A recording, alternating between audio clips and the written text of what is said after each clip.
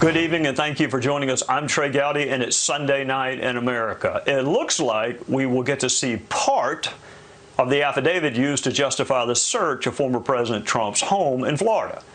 Judge Bruce Reinhardt did what judges often do, which is say yes and no. Yes, the public is entitled to see portions of the affidavit because there's a significant interest in the search of a former president's home. But no, the public won't see it all, because there could be safety concerns for witnesses or it could impact ongoing investigations. Prosecutors have until Thursday to propose redactions, and then the judge will decide whether those proposed redactions are reasonable. There are a couple of things worth thinking about between now and then. Even if we do get to see the affidavit, it's just one side of the argument. It's the government side. The target of the search doesn't get to appear in front of a judge, and he doesn't get to argue against the search or the affidavit. The information has not been cross-examined, and the rules of evidence which do apply in court don't apply to search warrants. Secondly, it takes probable cause to search, but it takes a whole lot more than that to convict. Whatever is in the affidavit may or may not wind up being true or proven. And it certainly isn't the whole story, because only the government participates in seeking a search warrant.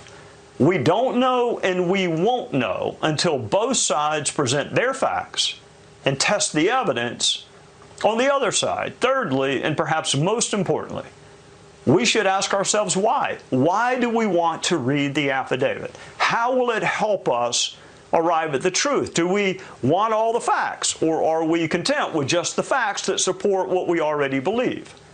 Credible evidence is supposed to move us, to persuade us. Can we still be persuaded?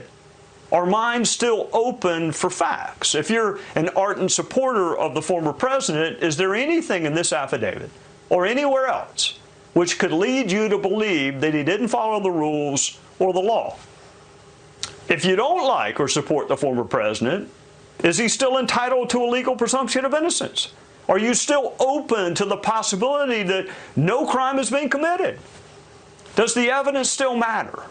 Or have people already made up their minds?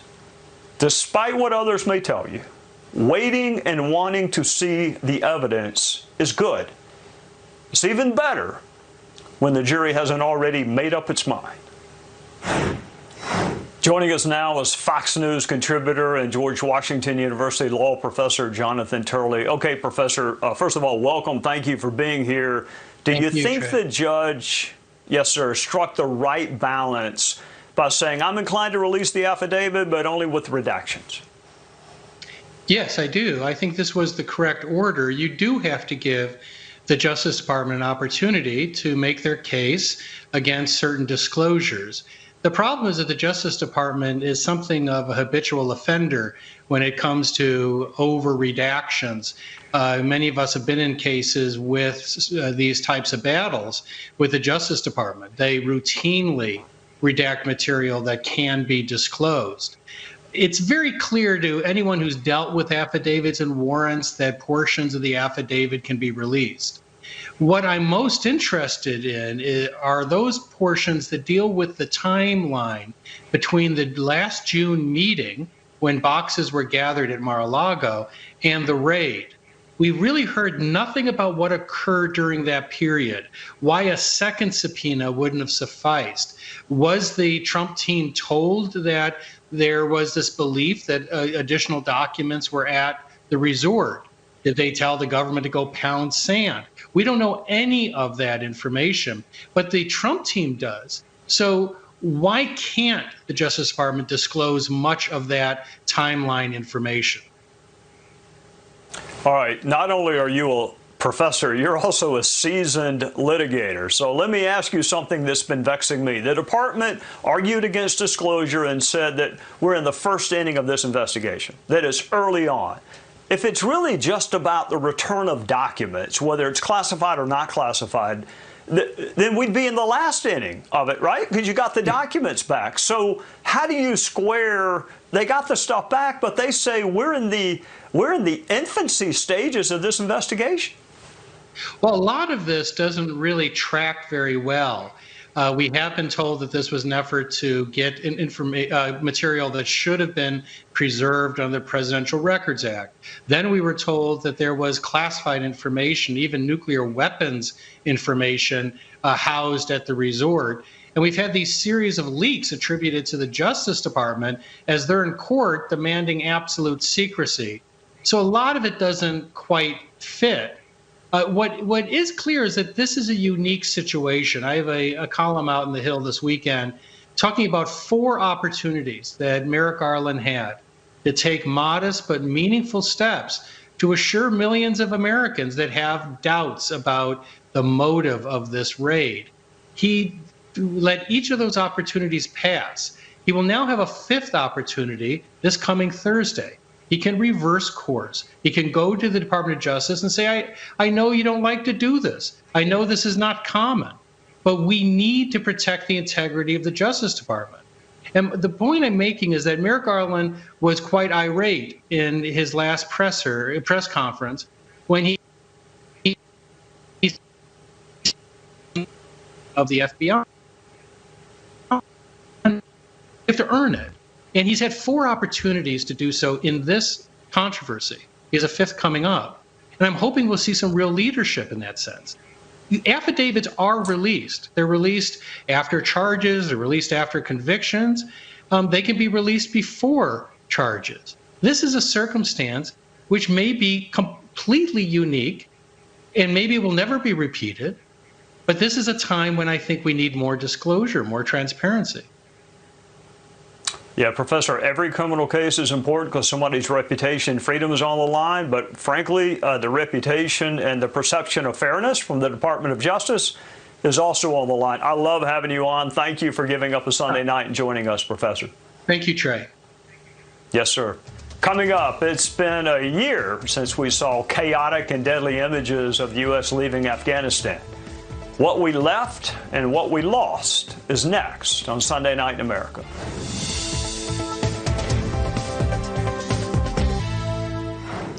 Welcome back to Sunday Night in America. A year ago, 13 U.S. soldiers were killed by a bomb in Afghanistan. Those soldiers were trying to keep some semblance of order as Americans and others were desperate to escape a country where so much life and limb and money was invested. And then there was a drone strike which killed 10 civilians, 7 of whom were children, and none of whom was a terrorist.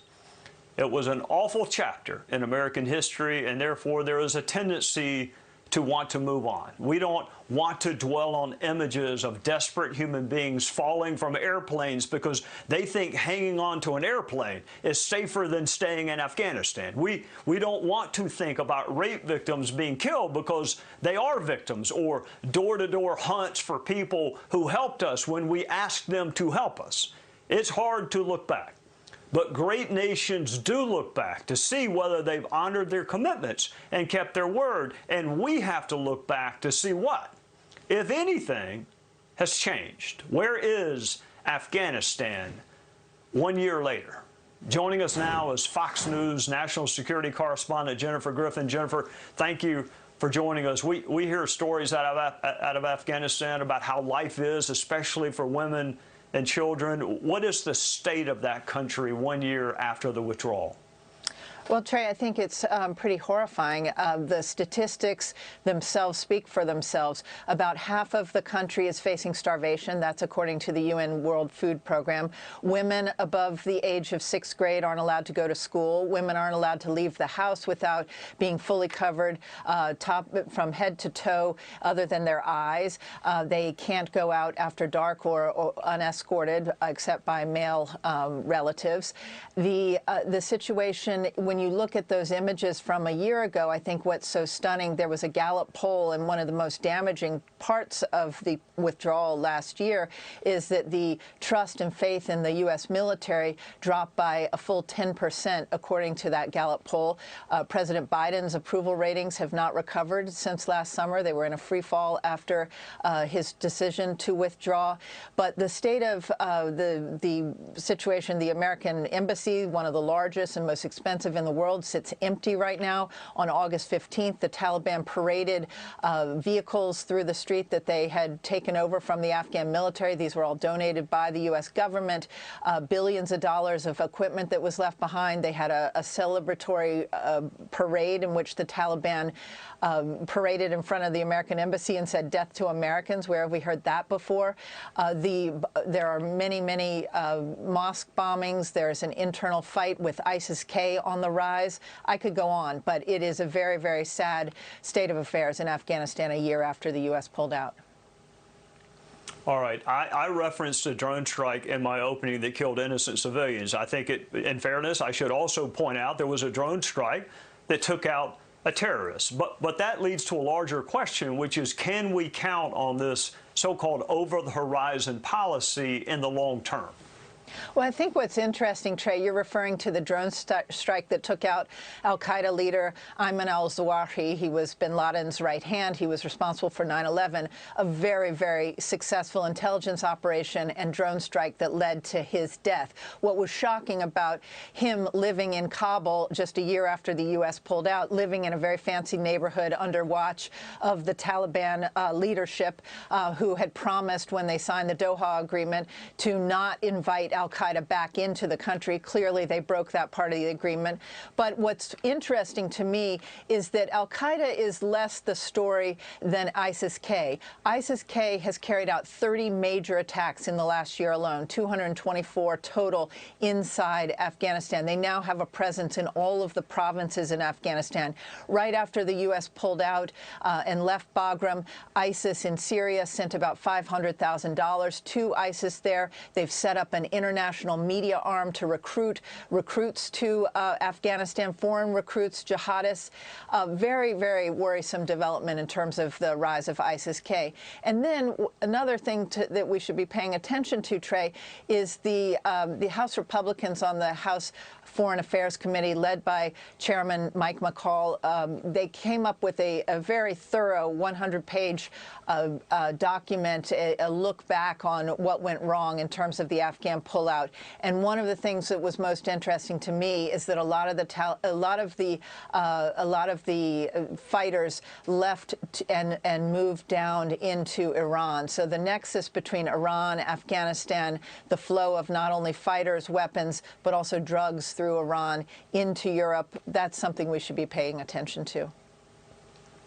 Jennifer Griffin, thank goodness that you are paying attention to it, and I can't wait to have you back on. I want to ask you about Americans that may still be there. I'm going to have you back on as soon as you'll come, and we'll get into that. Thank you for joining us.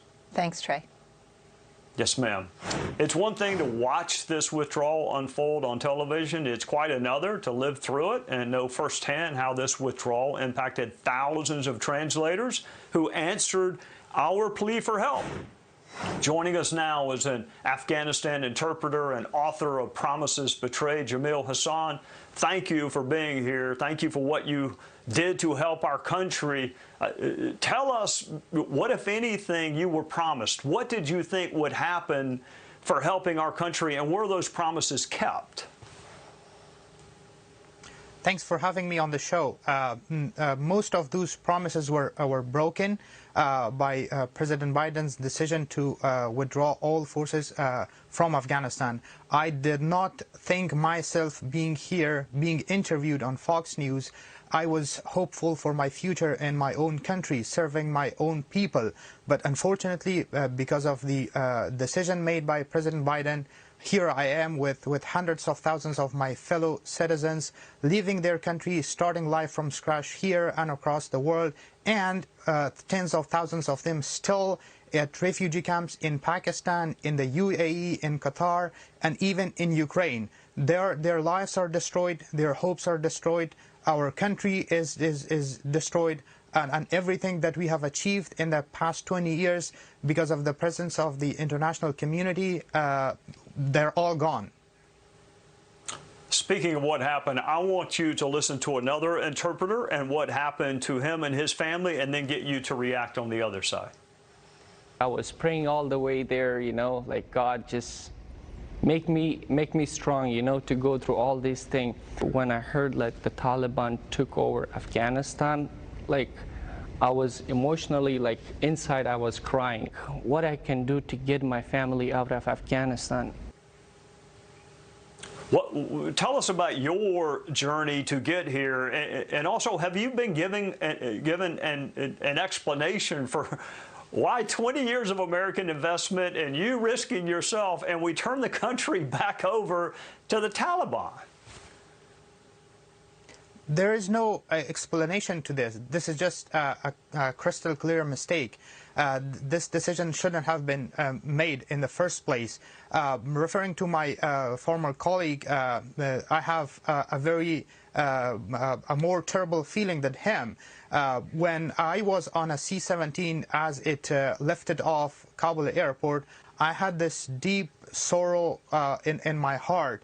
Everyone was asleep and started to fall asleep, but I couldn't sleep because I thought I was losing something big, something that I cannot gain back, and still I'm thinking that either those 20 years of the life that I spent in democracy, in happiness and in peace was a dream, or either this is a dream and I will wake up one day and things will be normal as they were last year and in the past 20 years. So that is the feeling I can express. Well, I know you love your country, and I feel certain that either friends or family are still there, and I am sure that it breaks your heart, as it should all of ours, quite frankly, to see what is happening to Afghanistan despite the service and sacrifice of Americans and Afghans. So I'll give you the last word. When you look at Afghanistan now, what is your reaction? It's just, it has backwarded 100 years. It's not even the Afghanistan of the before 9/11. It's worse than that, because the Taliban, despite they know all the realities, all the facts about Afghanistan, what the people achieved, they just turn a blind eye onto all of them. And worse than that is that the entire world has forgotten Afghanistan, not only because of the war in Ukraine, but because they do not want to hear about it. For instance, President Biden multiple times made it clear that he doesn't want to hear anything about Afghanistan, because and he should hear about it, because this is the catastrophe, the disaster that he brought up on not only my country and my people, but also because on Ukrainians, because right after the America and its allies left Afghanistan, it gave an incentive to Russia to attack Ukraine, and God knows what will come next. I'm following the news about Taiwan, China threatening Taiwan security, and the result, the outcome of this withdrawal, this chaotic withdrawal, is for Americans and for America is that the world does not trust America as an ally anymore. Look at Japan, at South Korea, Middle East countries. Do they think that the United States will stay with them, will stand alongside them? I'm sure they don't think so, and they are looking for other allies. We are very appreciative for what you did for our country, and my hope is that you can return to Afghanistan when it is safe. Thank you for helping our country, and thank you for joining us on a Sunday night. Thanks a lot. Up next, some Democrats wanted the police defunded for you, but not for them. Former federal and state prosecutor Thomas Hogan joins Sunday Night in America next. America, New York Congressman Jamal Bowman wants to defund the police, but as it turns out, just your police, not his. When Mr. Bowman joined Congress, he also joined the squad and began doing what the squad does best, which is tweet. Here are a few things the congressman said about the police. It's time to disarm the police. A system this cruel and inhumane can't be reformed. Defund the police. Don't give funding to the police to harass people like me. And he said, Republicans want to defund every government program except for those that actively terrorize black and brown people. I will agree there are people being terrorized in Congressman Bowman's district, but not by the police. Crime is up, a lot actually, in his district, burglaries and robberies and larcenies. And it's not just his district. Crime is up in cities who chose so-called progressive prosecutors, and crime is up in other squad members' districts too. But they persist in thinking that getting rid of the police will get rid of crime. I want cops to be fair and just and law-abiding. But anyone in either party who thinks getting rid of the police is going to make you safer doesn't have a clue what he or she is talking about. And Congressman Bowman proves my point. When he was worried about his own safety and the security of his home, he did exactly what he should have done. He called the police. And luckily for him, they had not been defunded. No word yet on why he called the police and didn't call a social worker or a psychologist, as some on the left want us to do. Not sure how many social workers you know, but they're not trained to stop robberies or shootings in progress. Joining us now is former federal prosecutor and former district attorney Thomas Hogan. Mr. Prosecutor, I don't know where to start, so let's just start with the facts. Is it a fact that crime is going up in some of the very districts represented by these so-called progressive prosecutors? Crime is going up, and specifically violent crime.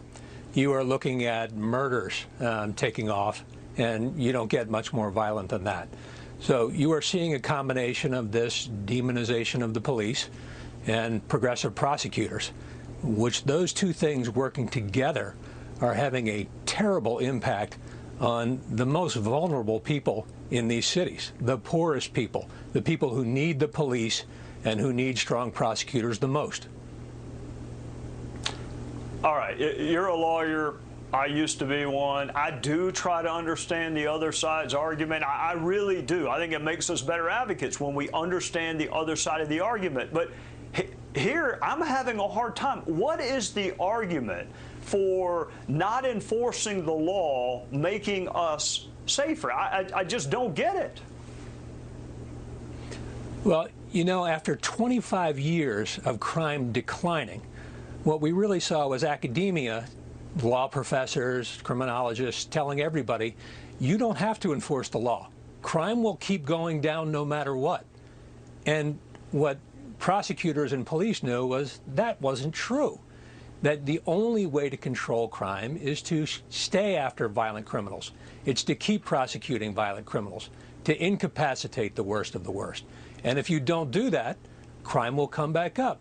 And that's what we're seeing right now. For 25 years, everybody was told, doesn't matter, crime's going to keep declining.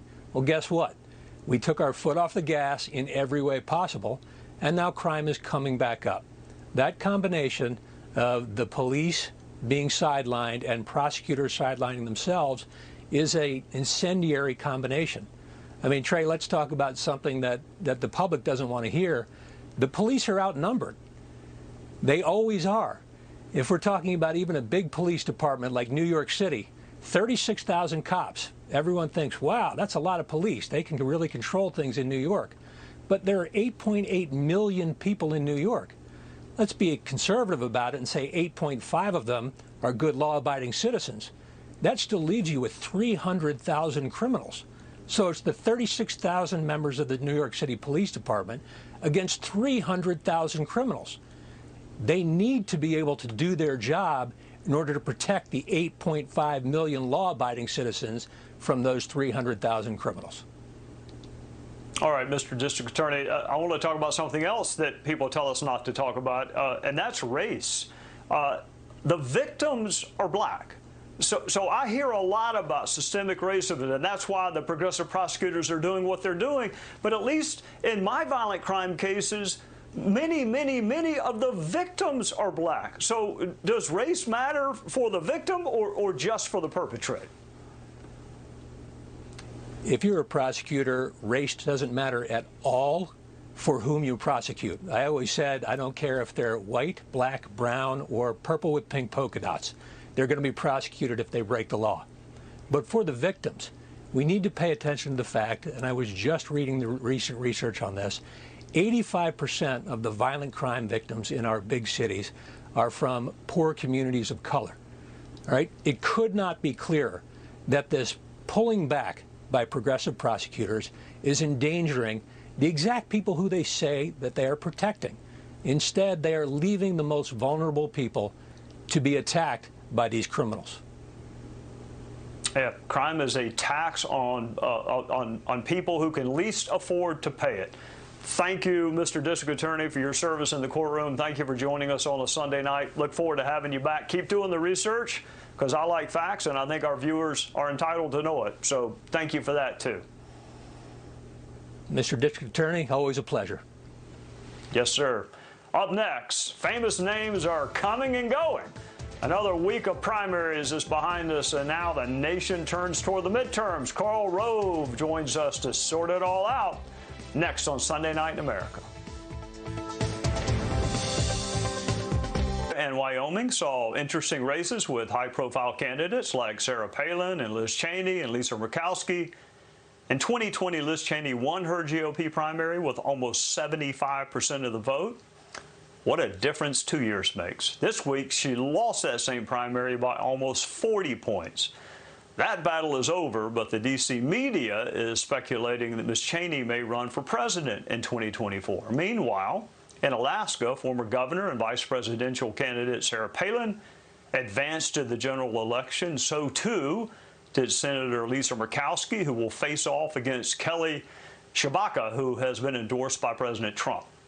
The GOP needs to pick up a seat currently held by a Democrat senator and hold all of their own seats. Holding Pennsylvania, Ohio, and Wisconsin is looking more like a challenge than it was months ago. Some forecasts have the GOP picking up the House, but not the Senate.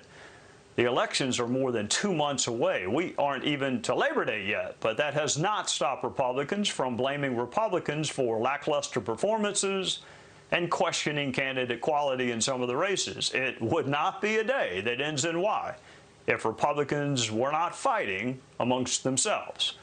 Let's talk to one of the best political forecasters and minds in all the country, former White House Deputy Chief of Staff and Fox News contributor Karl Rove. Welcome to you, Mr. Rove. How do you, well, let me start with this. Senator McConnell received a lot of attention for what he said this week about GOP candidate quality, but honestly, Karl, privately, I've heard from others who are wondering whether the GOP still has a chance to take the Senate. What do you think? Well, it does, but it's an uphill fight. Well, first of all, we got 21 seats up. The Democrats have got 14. We're playing defense in Wisconsin, though I'm feeling pretty good about Ron Johnson's chances. Pennsylvania, an open seat left by the retirement of Pat Toomey. That's going to be a horse race right to the end.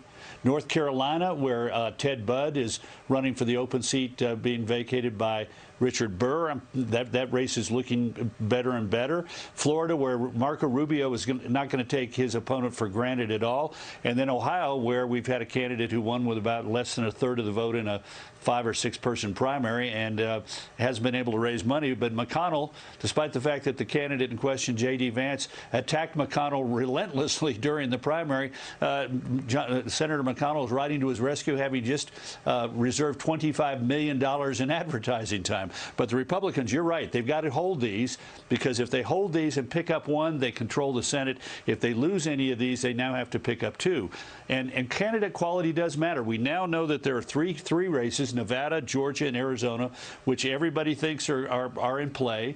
But we also have a couple of other seats that Democrat-held seats in New Hampshire, Colorado, and Washington State, where the candidates could be able to pull off an upset. The Republican candidates could, if the environment is good by the time we get around to November, to the November election.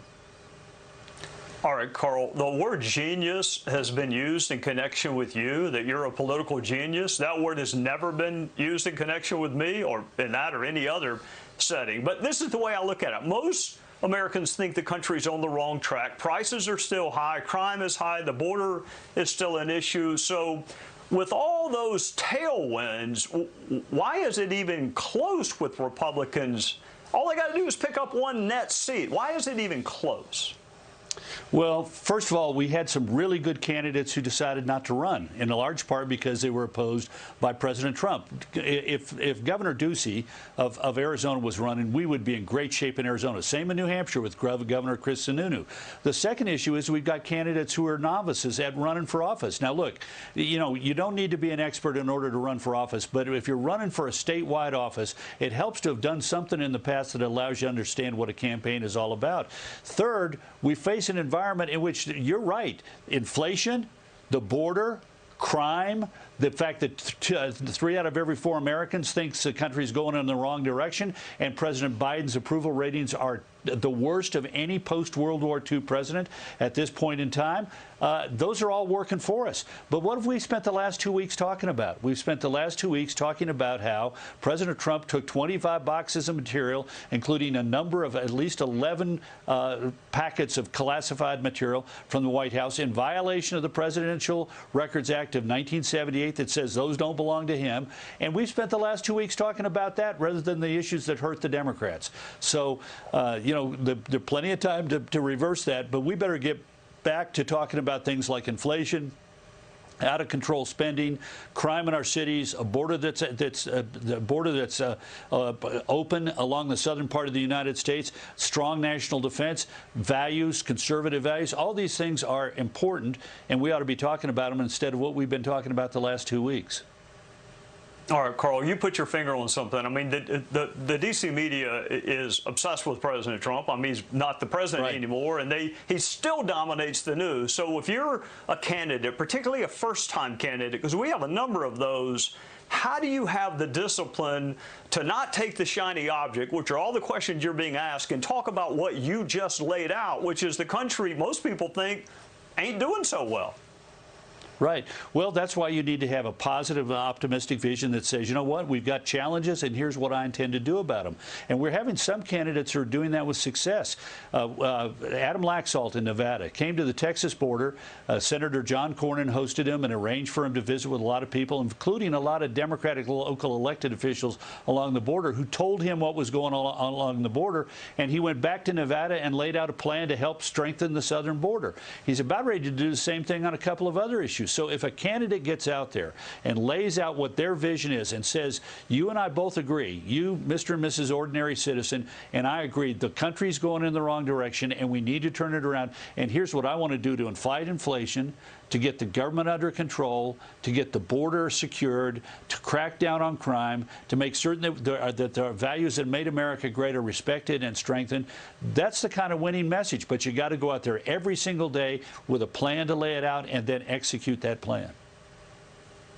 Karl Rove, I could listen to you all night. I hope you'll come back on before the elections because we need your expertise. Thank you for joining us on a Sunday night. Trey, thanks for having me. Honored to be with you. Yes, sir.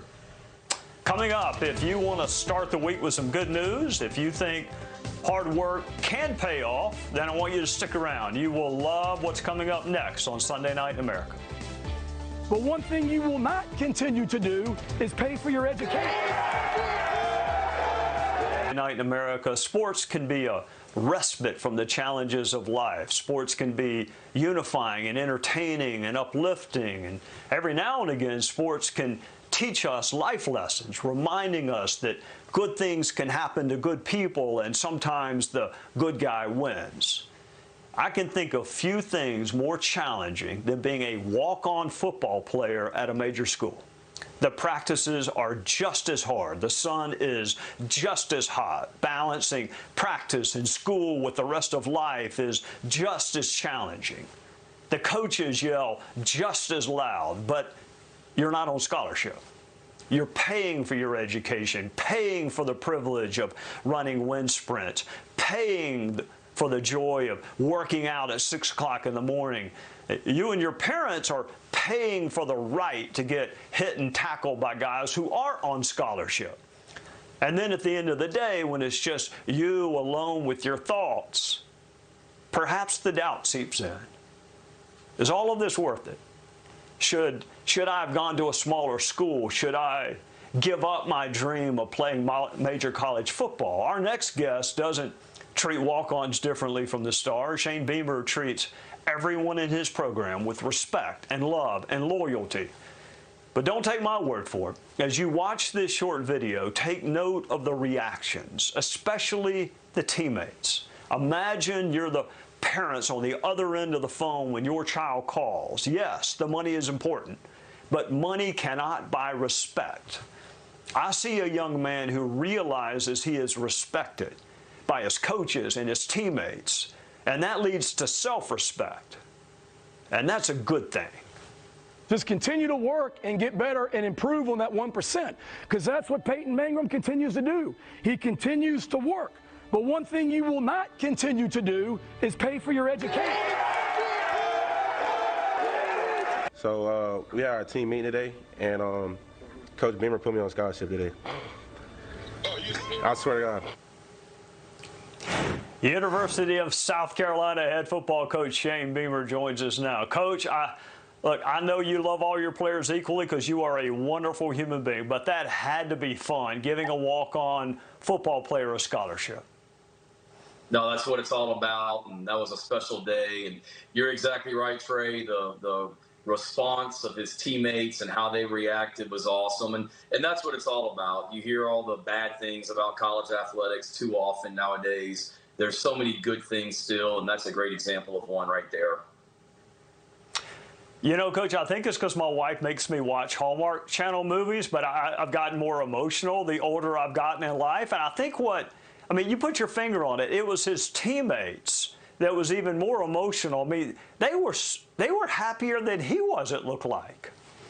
Yeah, absolutely. And I think everybody in that room was emotional, so it's not just you.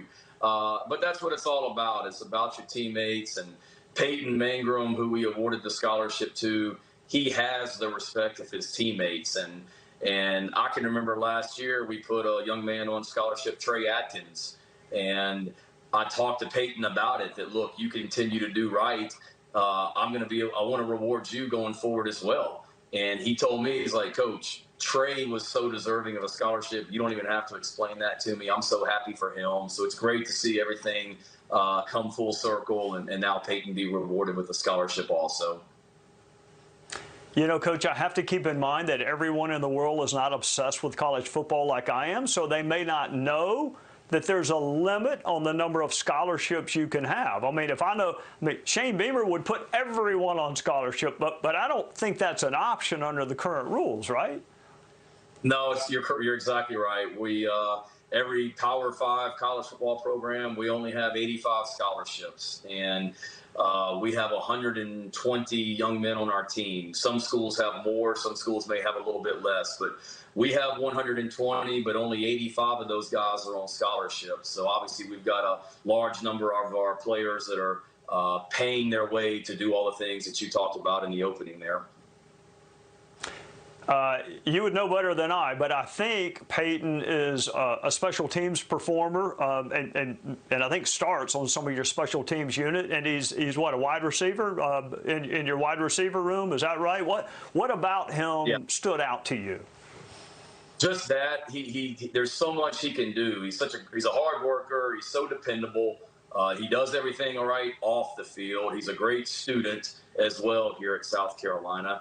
And he's a valuable member of all of our special teams units. He plays receiver. He actually caught a touchdown pass last year against Tennessee in that game on a fake punt that we ran that day. So he does everything right on and off the field, and he's what's right about college athletics, and so happy for him. And like I told him, he earned it, with his work and the respect that his teammates have for him. All right. I did not tell you I was going to ask you about this, but you're a smart guy and you're used to dealing with the media. You and your wife have a foundation. I think I read about it in the state newspaper. You're partnering with some local schools. Did I read that right this week? That's correct. We started the Beamer Family Foundation, my wife Emily and I, and We've done some work with the Children's Hospital here in Columbia previously, and we'll continue to. But we're working with 4 local elementary schools here in Columbia to, provide them with the resources they need, the teachers, the faculty, the students to have a fantastic school year. And it's just the beginning of what we want to be able to do, not just with those schools, but this entire community and state as well. All right, Coach. When I saw that video, I texted you and Tim Scott, and I defied Tim to watch that without getting emotional.